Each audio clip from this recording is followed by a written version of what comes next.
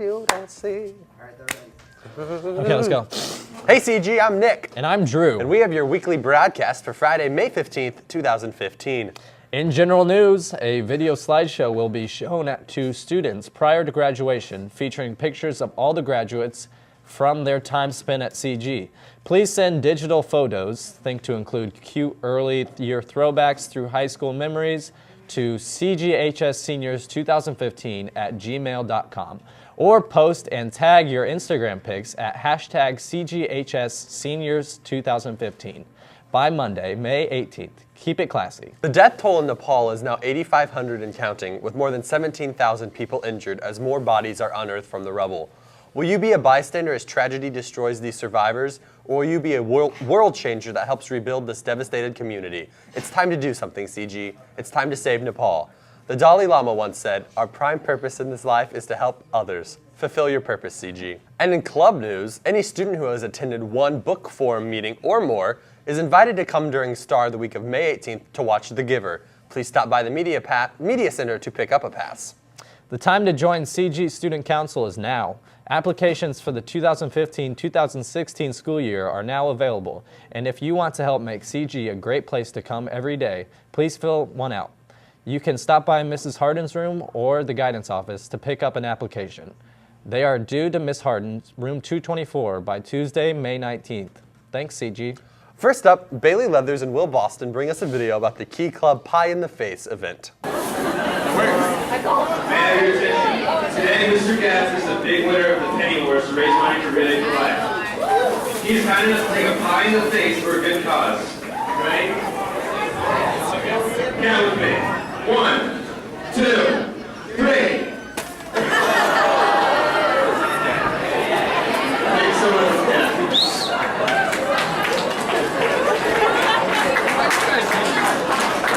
Key Club sponsored Penny Wars last week to raise money for Relay for Life. The teachers with the most money in their buckets got the privilege of receiving one delicious pie in their face during lunch on Wednesday, May the 6th. No, I'm pretty sure my nose may be halfway broke right now. Alexa Bell's pretty tough.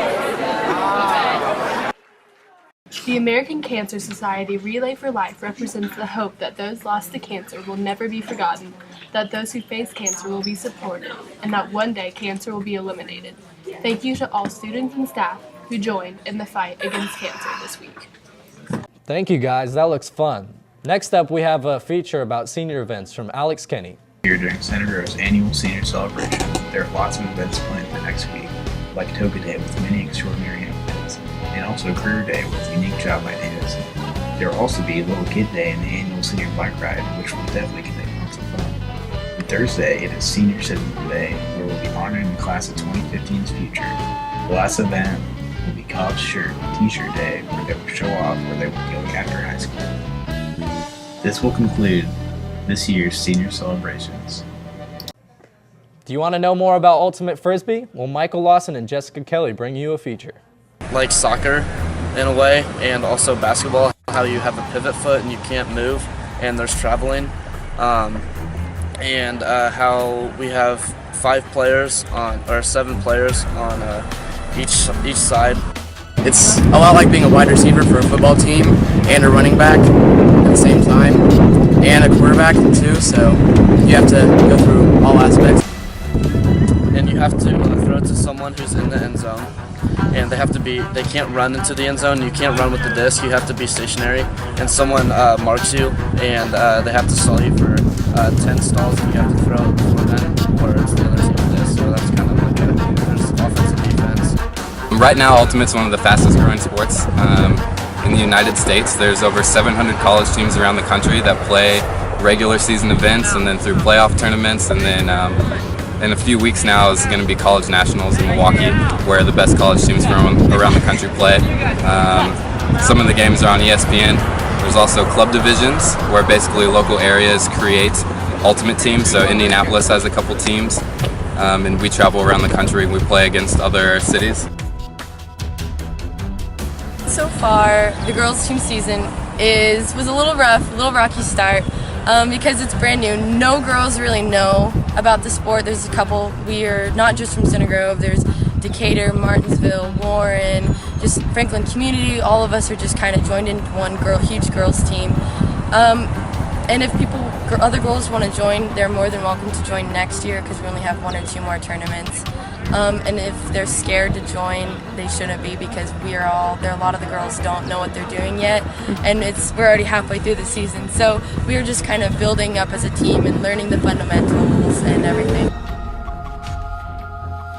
We went to Maple Grove for a tournament and we went 2-4, which is a lot better than what people would expect. We broke seed, which we were expecting to go last, and I think we got 8th or 6th or something like that. And we just went to Westfield about last week, and we broke seed again. We went 4-3, which was not expected at all. We got 6 out of 8 teams, and we did pretty good.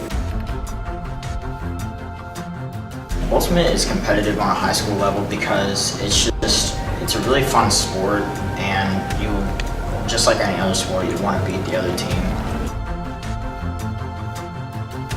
We've been to Cincinnati. We placed 4th out of 14 teams, and we went to a tournament in Madison, Wisconsin, and we went to the championship game and lost, but so we got 2nd place there, and we've won a couple in-state tournaments. So. A new fad. A new fad is sweeping the nation. Yeah. Dim lips. Tori Mickle and Jamison Taylor bring you the devastating health effects. The Kylie Jenner Lip Challenge started online and is now involving many students at Center Grove. Kind of just a little bottle or whatever on your lips, and you just suck all the air in to get it to stick on your lips. It's just you take it off a couple minutes later, and then it's just your lips are huge. It's it hurts after a while, and then whenever you take it off, it's just you have this ring around your mouth. It looks like a bruise. I had nothing good. I think it's silly and dangerous because you can do some permanent damage.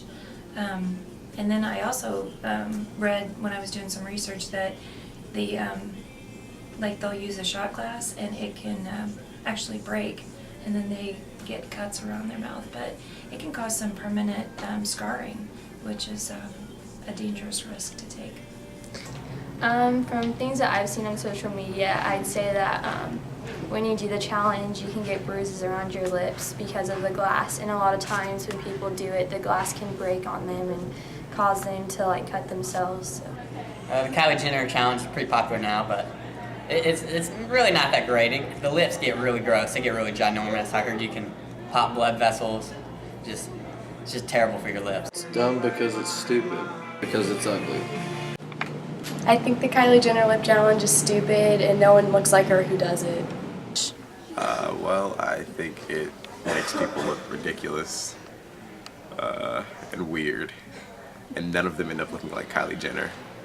And her lips aren't even, that real to begin with. Well, they're real for the most part, just the makeup part of it isn't. So I just think it's all kind of pointless, but entertaining. Well, I heard that it pops your blood vessels in your lips and it breaks the tissue, so it's not very healthy for you. But if you want big lips, you can do it, but I'd advise you not to because it's very dangerous for your lips. What, from the cut of the shot glass? If it shatters, then you're going to have cuts all around your mouth, and those are going to scar. And then from what I've read, it can cause permanent damage. You can have a ring where that was and have that scarred forever. To stop doing it, it's a risk that's not worth it. To check this story out and more, go to centergrovepublications.com. That looks pretty scary. Next up, we have a feature about Derek Grimmer and his super fast skills.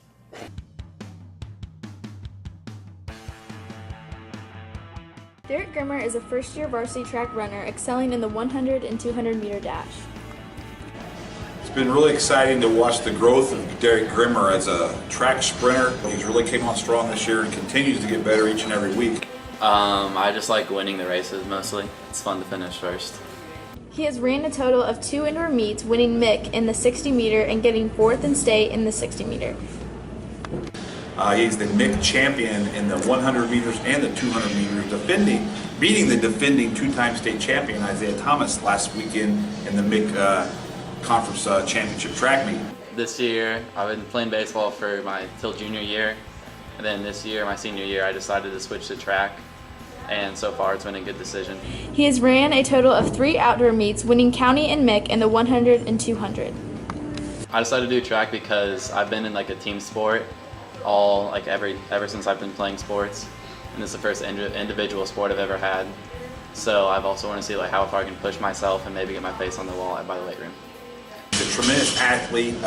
He's waited till his senior year to participate in track and field. He was a baseball player, but he's done a really good job with dealing with the hard work and taking care of your body during track season and being in the training room a lot. It's been challenging to stay healthy with track. There's a bunch of running, and so your body gets broken down a lot. So I spend a lot of time in the training room trying to stay healthy so I can run in all the meets.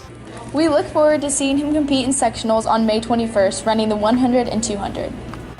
We look forward to watching Derek as we start our tournament run in 2 weeks, and hopefully maybe he can even get on the 4x1 relay team and help the speed of that relay team come down as well. I'm looking forward to the state championship at IU. Looking forward to face all the people I saw in MIC and maybe beat Isaiah Thomas again, hopefully.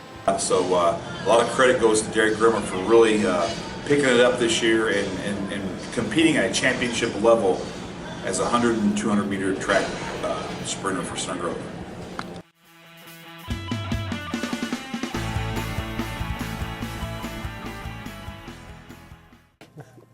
Thanks, Lacey. Vroom vroom! Maylee Jester brings you a video about motocross. Logan Trigg, I'm a sophomore at Center Grove High School. I'm an aspiring pro motocross racer and I ride for Team JR South KTM. Motocross takes up pretty much all of my time as far as outside of school and hanging out with friends and family. I mean, I come home every day, first thing I do is prep the track and ride. If it's soaked in water, and I push all the water off and get all my buddies out here and we do our motos. His routine is made up of multiple things. I stretch, get warmed up, usually get pumped up with some music or something, and give it up to the Lord for keeping me safe, get my conditioning and heart rate up. And then after that, it's just another set of sprints and sections on what I didn't do so well. Trigg unfolds how much motocross really takes of his time. I started riding pretty young, I'd say 5 or 6. My favorite thing is definitely the adrenaline rush of anything. Like, there's nothing better than going out there every single lap and hitting 100 and 110 foot jumps with 40 guys on the other side of you. It's pretty exciting, so that's definitely the best part of it for me. I enjoy riding because it really just calms me down, it clears my head no matter what could be going on. And even though there's a million things going on at once, I still just feel at ease when I'm on the bike. Now, when I first started, it was like heart rate was through the roof trying to stay on for dear life. But now it's definitely just a calming and it's just something I just love to do every single day. I could watch the same race on TV over and over and over again and never get bored of it. So it's just something that's kind of evolved into my passion. Trigg explains his best and worst experiences. Craziest thing, I mean, injuries. I drove 12 hours through track down in Alabama, do some training down there, and just rebuilt this thing, brand new engine in it. Got 3 laps in on the track, and my bike blew up and broke my wrist over a jump, so that was pretty gnarly. And then I've had a couple of pretty gnarly accidents too. Knocked myself out a couple of times, had some pretty crazy concussions. I was in 3rd place one time at a race in the last lap and swapped out in the whip section, which is when my back end started dancing around and it threw me. And I don't remember a single thing about that day, so I'd say that's probably the craziest experience I've had. Start, there's 40 guys on the gate and it goes from 40 wide all the way down to about 5 bikes.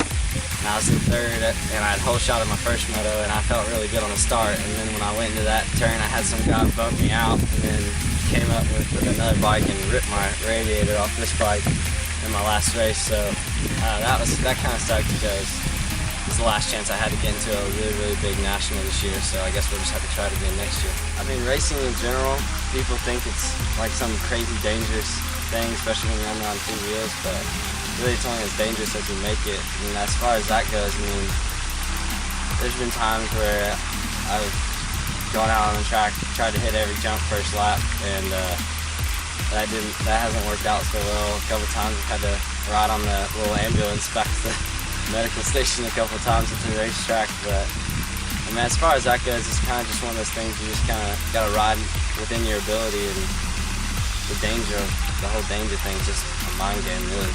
Just the same thing as fear, it's just a choice. Right. New riders, like I said, riding your ability.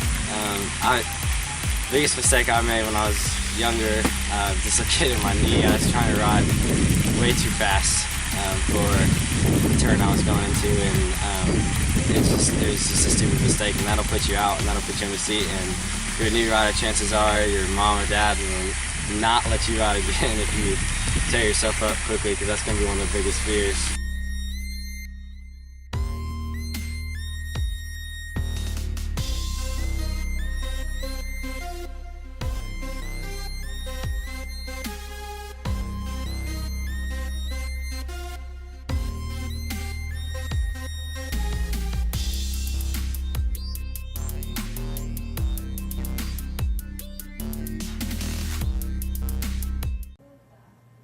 Today's broadcast is brought to you by Ritter's Frozen Custard.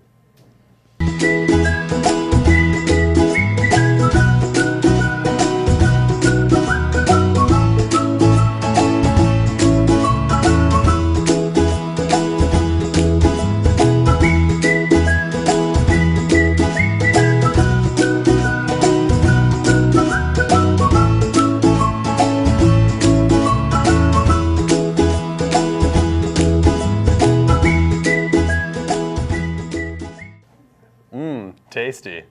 And that's all we have for you today, CG.